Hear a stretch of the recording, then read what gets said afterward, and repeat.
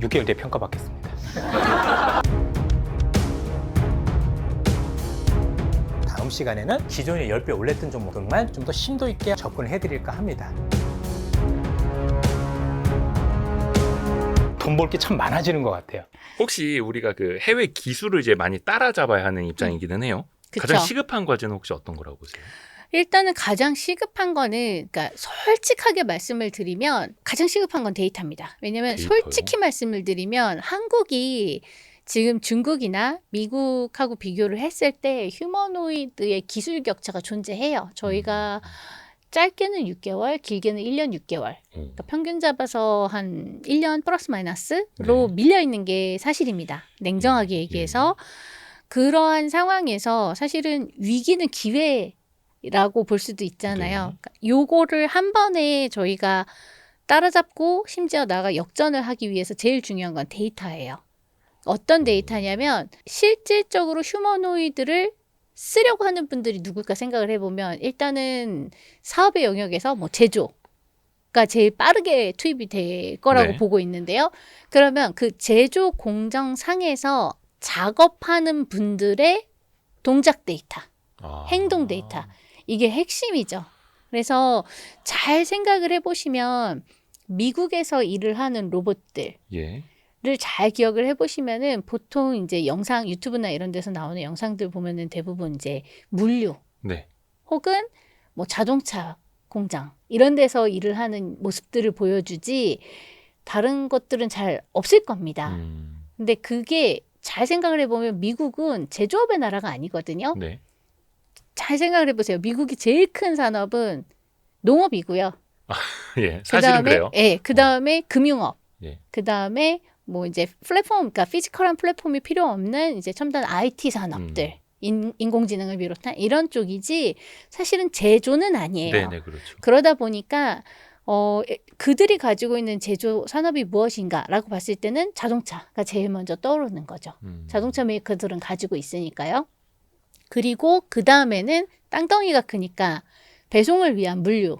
이쪽에서 일을 하는 것들을 주로 보여주는 거거든요. 네. 근데 한국은 상황이 굉장히 다른 게 한국은 기반이 제조예요. 그렇죠. 네, 우리는 사실은 뭐 어디였죠? 그 청계천만 가도 우주선도 만들 수 있어라고 할 부품 다 정도로 있다고. 다 있다라고 네. 얘기를 하잖아요. 그러면은 A to Z까지 정말 다양한 산업들이 존재해요. 제조업 기반에. 그러면 생각을 해보세요. 자동차 공장에서 나오는 10가지의 행동 데이터와 그다음에 우리가 가지고 있는 수많은 제조업 공장에서 나오는 끝을 알 수 없을 정도로 많은 물량의 데이터와 어느 쪽이 더 양이 절대량이 어느 쪽이 더 많은가라고 봤을 때는 사실은 대한민국이 데이터는 훨씬 더 많이 가지고 있거든요. 그게 피지컬 AI의 핵심이죠. 아하. 그래서 어떻게 보면은 이 데이터를 어떻게 우리가 최대한 빨리 취득을 하고 그거를 사용할 수 있게 되느냐, 가공하느냐, 이게 사실은 굉장히 기회를 만들 수 있다라고 보고 있습니다. 이게 1년 반이라는 기술 격차를 단박에 뛰어넘을 수 있는 핵심 키가 될 거다 이렇게 보고 있습니다.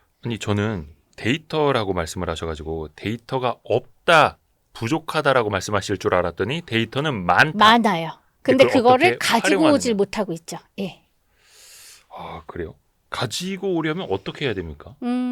예를 들어서 한번 생각을 해볼게요. 이제 공장에서 신입사원이 들어왔어요. 네. 그러면은 신입사원의 그 위에 사수가 일을 가르쳐 줄 때, 자, 봐봐.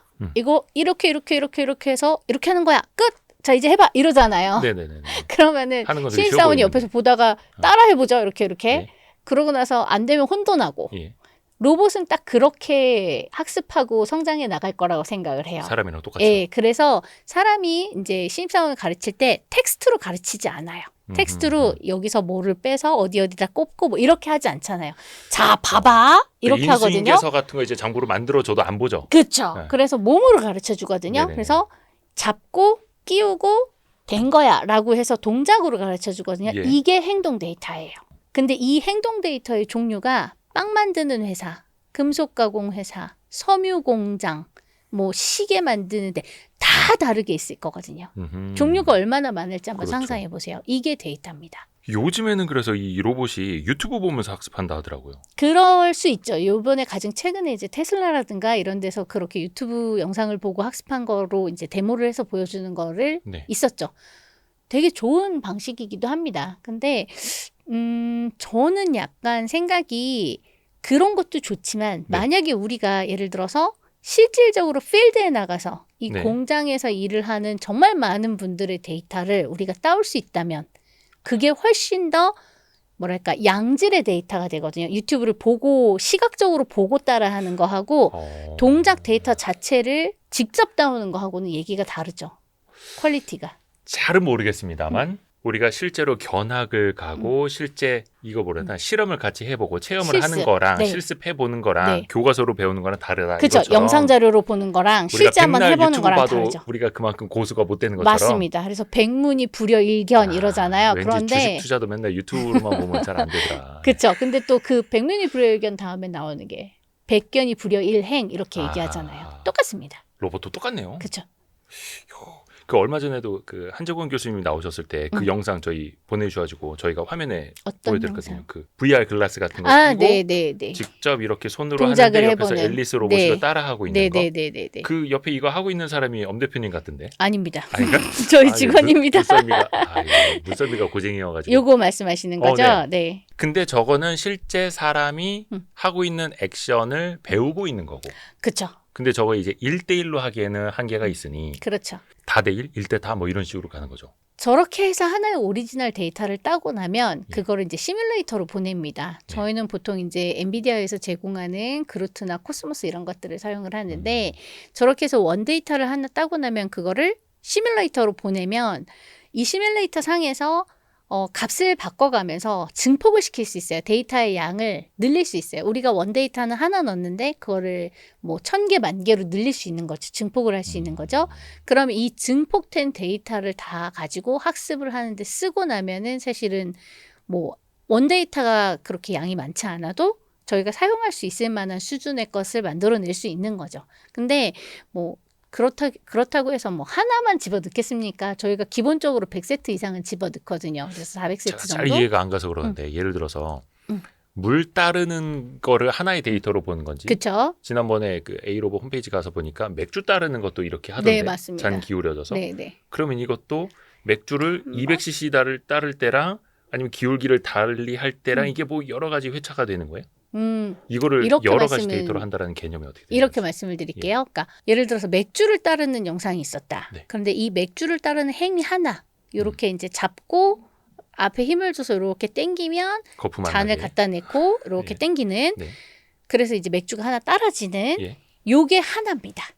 그러면은 요 한 세트를 한 번 하나만 이게 오리지널 데이터거든요. 이제 네. 이거를 한 세트만 만드는 게 아니라 100번을 따르는 거예요, 사람이. 그러면 그 이게 사이에서 100세트가 되는 기울기가 거죠. 살짝 다르기도 그건 하고 상관없어요. 그건 이제 그걸 이제 다 세트로 묶어서 만들어서 집어넣는 거예요. 그러고 나면은 시뮬레이터 상에서 잔의 재질, 잔의 형태, 혹은 기울기, 혹은 이 나오는 속도 이런 것들을 조금씩 바꿔가면서 증폭 데이터, 학습 데이터를 만드는 겁니다. 그러니까 원 이 데이터를 로봇 친구가 어떤 사람 보니까 빨리 따르던데 그럴 수도 누구는 아주 있고요. 천천히 컵 그럴 하나도 안 수도 되게 있고요. 천천히 하던데 그쵸. 이걸 다 알고 있는 거예요. 그런 것들을 저희가 시뮬레이션 상에서 그 값을 조금씩 바꿔줘가면서 상황을 바꿔가면서 학습 데이터를 증폭시키는 거죠. 어떤 사람은 야 나 승질 급하니까 거품 나와 상관없어 빨리빨리 따라라고 하는 그럴 사람이 수도 있고 있고. 예. 나는 천천히 따라도 되니까 네, 거품 거품 하나도 없이, 없게 해. 예. 이걸 다 알고 있는. 그럴 수도 그런 있죠. 식의 증폭. 그런 식으로 바꿔가면서 만들어내는 거죠. 오 재밌다. 네. 근데 이거를 또 학습시키는 분들 입장에서 보면 그게 다 데이터고 그렇죠.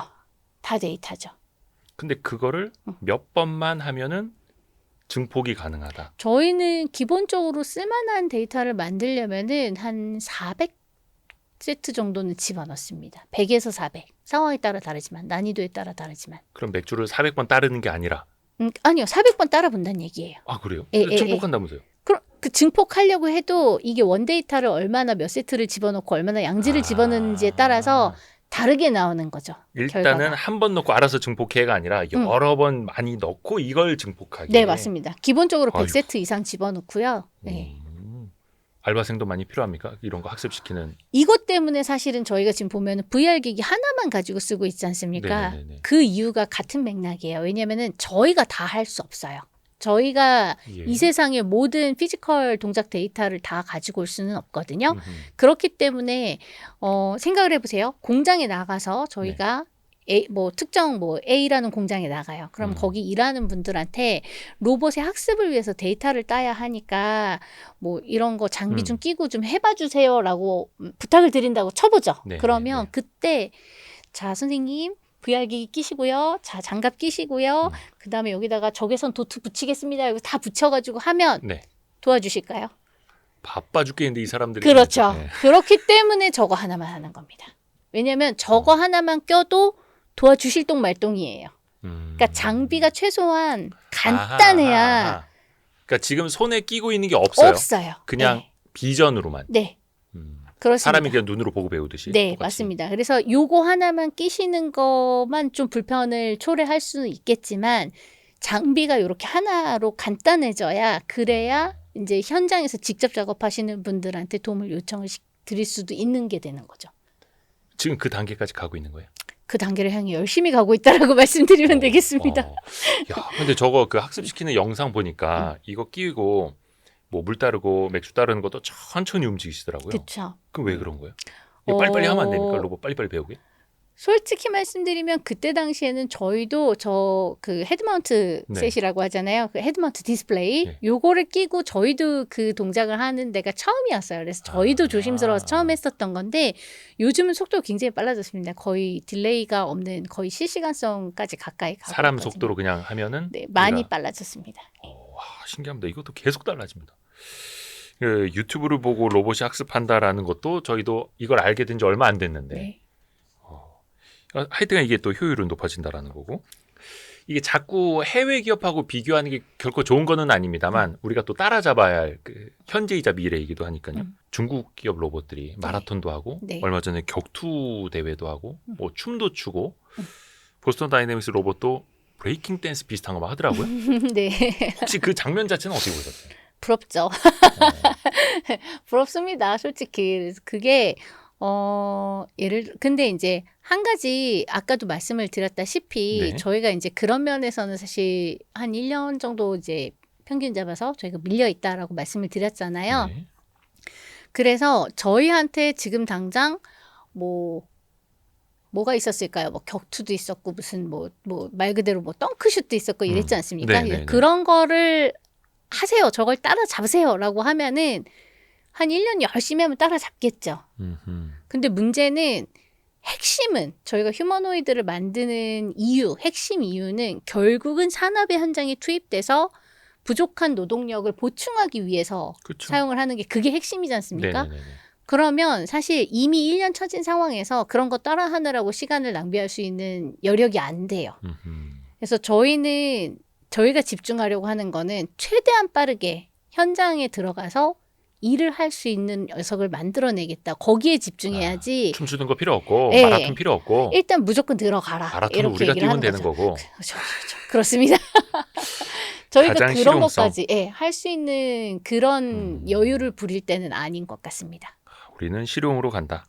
이거는 제가 이제 기계공학적으로도 참 궁금한데 로봇 팔다리가 네. 점점 얄쌍해지더라고요. 아, 네. 처음에 나온 것들은 뭐라 됩니까? 이거 거의 뭐 프레임으로 그냥 사각으로 했었는데 요즘에는 V자로 점점 더 얄쌍해져요. 그렇죠. 네.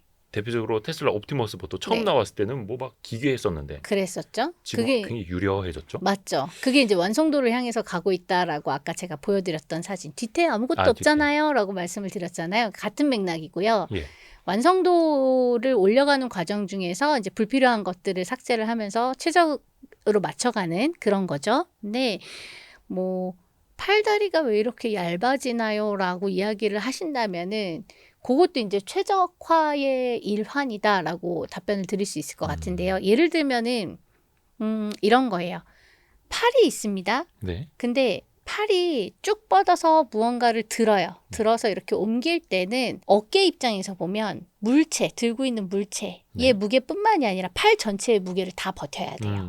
그렇죠? 네. 그런 상황이기 때문에 조금 어깨에는 예를 들어서 팔이 무거운 것과 팔이 가벼운 거를 봤을 때는 팔이 가벼워야 어깨의 부담이 덜해지죠. 네네네.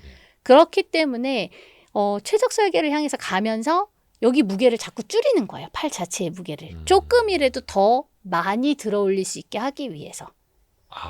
아, 이쪽 뭐 팔꿈치가 두껍다고 해서 많이 드는 게 아니라 그게 아니죠. 또 어깨에 하중도 그렇죠. 있으니까. 생각을 해보면 사람도 똑같아요. 이렇게 뭔가를 들어 올리면은 뭔가를 들어 올렸을 때 힘이 여기에 많이 가거든요. 어깨에. 그래서 어깨 다치면 사실 뭐 못하잖아요. 예. 그런 것처럼 어깨에 하중이 와요. 얘를 다 버텨야 되기 때문에.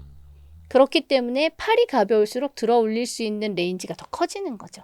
아, 그런 식으로. 네네. 그래서 최적화 과정이라고 보시면 될 것 같아요. 근데 그 안에 들어가는 뭐 감속기 비롯해서 여러 가지 부품들도 그러면 더 작게 그렇죠.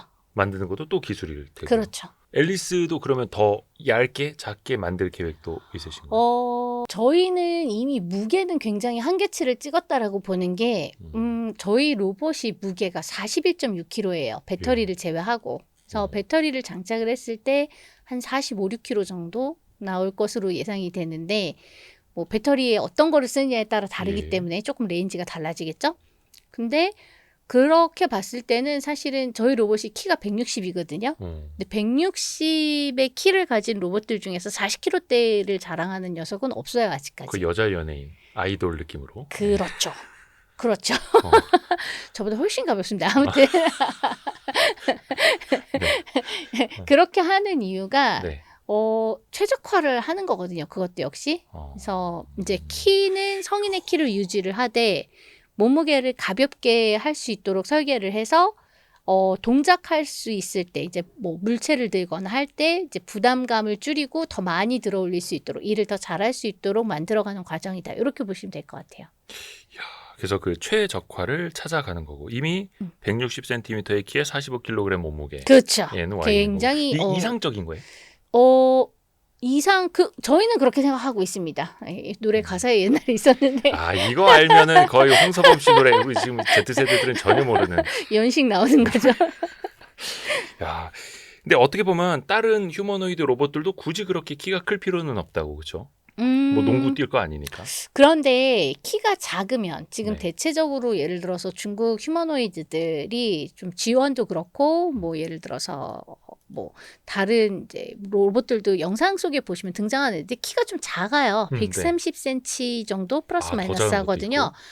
130cm의 키면은 그러니까 작업을 할 때 할 수 있는 작업에 리미트가 걸립니다. 예를 들어서 뭔가 냉장고 위에 얼음칸. 액세스 안 되잖아요. 그럼 이제 뭐 받치고 올라가든가. 근데 그쵸, 그런 싱크대 거면은 위에. 뭘 받치고 올라가기라도 하지. 근데 그게 아니라 예를 들어서 뭐 턱을 넘어야 되는데 예를 들어 말씀드렸던 것 중에 조선이 있었지 않습니까? 근데 격벽과 격벽 사이를 넘어가야 하는데 그 높이가 70cm다. 그러면 키가 작아서 하체가 짧으면 넘어갈 수가 없어요. 그런 것도 있죠. 그 기다리면서 저 좀 누가 좀 옮겨주세요 할 수는 없는 거고. 아니면은 뭔가를 갖다 놓고 가제트팔. 받쳐놓고 올라가던가 다른 가제트팔 방법을 이런 거 안 됩니까? 그런 것도 괜찮은 것 같습니다. 아, 예. 나와라 가제트팔. 아, 또 연식 나옵니다. 재밌다. 근데 이게 로봇이 참 진짜 어려운 게 소프트웨어적인 거랑 하드웨어적인 거랑 같이 가야 되는 거잖아요. 그렇죠. 어떤 게 더 어려우세요? 물론 다 이거 어렵습니다. 되게 어려운 질문인데요. 네, 지금 방금 답을 말씀하셨어요. 다 어렵습니다. 이게 사람으로 치면 양쪽 발 같은 거예요. 사람이 앞으로 전진을 하려면 오른발 딛고 왼발 딛고 이렇게 서로 앞서거니 뒤서거니 하면서 앞으로 나아가는 거잖아요. 그런 것처럼 하드웨어랑 소프트웨어가 서로 앞서거니 뒤서거니 하면서 서로 발전을 해줘야 사람의 양발처럼 발전을 해줘야 기술도 진보하는 거거든요. 앞으로. 그렇기 때문에 어느 정도 소프트웨어가 발전을 하고 나면 그 다음에 받쳐야 되는 건 하드웨어입니다. 그리고 하드웨어가 어느 정도 성능이 상향 평준화가 됐다. 그럼 그 다음에 또 나가줘야 되는 건 그걸 제어할 수 있는 인공지능이나 소프트웨어 기술이죠. 그래서 이 두 개가 나란히 같이 앞으로 가줘야 하는 거고요. 사실은 하드웨어의 영역이라고 했지만 이게 뭐 설계라든가 이런 쪽에만 국한되는 게 아니라 하드웨어의 영역이 들어가는 건 배터리, 소재 이런 것들도 같이 발달을 해줘야 되는 거예요. 그래서 휴머노이드는 약간 종합예술의 성격을 좀 띠고 있습니다. 종합예술? 네, 다 갖고 있어야 돼요. 그래서 대표님이 약간 미술? 네, 저는 예술 그쪽을 먼저 전공하시고 네. 그다음에 로봇 기계공학도 같이 공부하시고.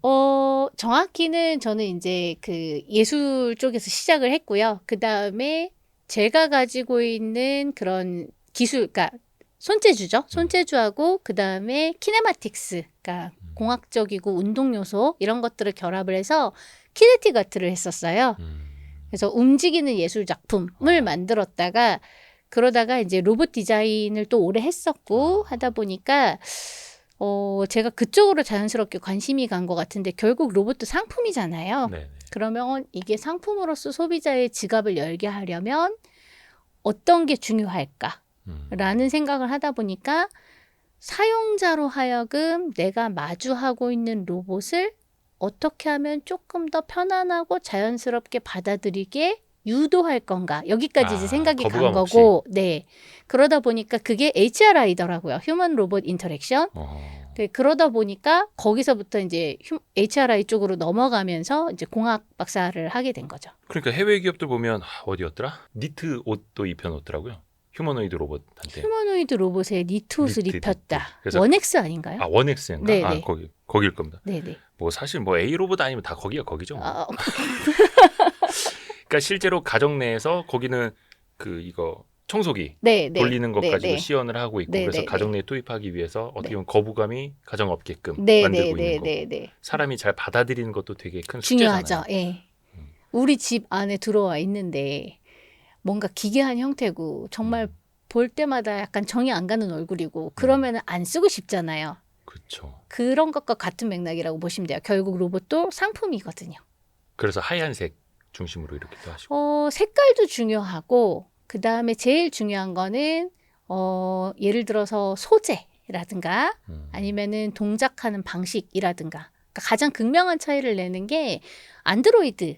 네. 들이에요. 안드로이드는 약간 정말 사람처럼 생긴 그런 녀석들이 있지 않습니까? 네. 가끔 가다 보면은 이제 피부도 이렇게 들어와 있고 막 표정도 막 이렇게 짓고 예. 그런 로봇들이 있잖아요. 네. 그런 친구들 이제 안드로이드들인데 그런 안드로이드들을 이제 조사를 해보면 호감도가 그냥 일반적인 우리가 아는 휴머노이드랑 딱 비교를 했었을 때 좀 떨어지기도 해요. 이거를 오히려 언캐니 밸리라고 합니다. 불편함의 불편한 골짜기. 예. 그래서 그거는 사실은 소재가 풀어주지 못하면 풀 수 없는 영역이거든요. 네. 소재로요. 그렇죠. 왜냐하면 피부 소재 이런 것들이 자연스럽지가 않고 그러다 보니까 살아있는 사람의 그런 자연스러운 걸 연출을 못하는 거거든요. 그러니까 이게 근데 지금 뭐 일본도 그렇고 약간 그런 거 표정 따라하고 이런 로봇들 네. 막 올라오고는 있잖아요. 그렇죠. 그래서 예전에 AI라는 로봇 그것도 영화 영화죠. 예. 그 꼬마의 이름 뭐더라? 저기 네, 식스센스 유명한. 나왔던 네네. 아무튼. 근데 그러니까 그거 보니까 사람들이 더 많이 동화되기도 하고.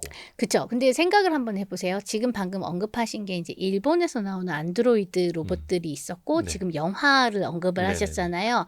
그 둘의 가장 큰 차이점은 일본에서 만들어낸 안드로이드 로봇들은 그냥 로봇이고요. 그러니까 예를 들어 대표적으로 얼마 전에 소피아라는 로봇도 몇 년 전에 네네네. 있었고 네. 그렇잖아요. 그럼 그걸 잘 생각을 해보시면 얼굴 피부를 한번 생각을 해보세요. 그 피부의 촉감과 질감을 떠올려 보시고 그 다음에 방금 언급하셨던 영화는 실제 사람 배우가 연기를 해요. 그렇죠, 그러면은 그렇죠. 사람의 생기를 딱 가지고 있을 수밖에 없어요. 이게 무슨 차이냐면 사람의 피부를 가장 확대를 계속해서 가면은 지금 우리가 보면은 피부가 이렇게 뭐랄까 만져지고 약간 뭐랄까 이런 온도도 솔리드한 있고. 색깔이 그러니까 불투명한 이런 거로 느껴지잖아요. 근데 예. 실질적으로 계속 확대를 해보면은 피부 셀은 불투명이 아니거든요. 반투명이에요.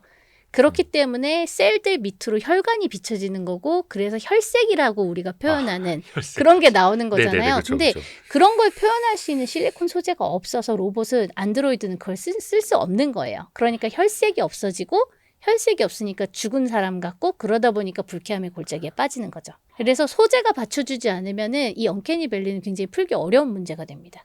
근데 이거는 소재도 언젠가는 개발이 될 테고 그렇죠. 그 소재가 휴머노이드 로봇에 분명히 쓰일 거고 그러면 그걸 넘어서겠죠. 언캐니 밸리를. 아하. 그러면 또 다른 장르가 다른 챕터가 펼쳐지는 거죠. 나중에 그럼 이 로봇이 저 피부과 좀 갔다 올게요. 주름이 생겨서요. 기미가 생깁니다. 이럴 수도 있겠고. 가서 교체를 하겠죠? 와. 저도 하고 싶네요. 근데 이것도 또 머지않은 미래에 또 우리는 그 이야기를 하고 있을 것 같아요. 그럴 것 같습니다.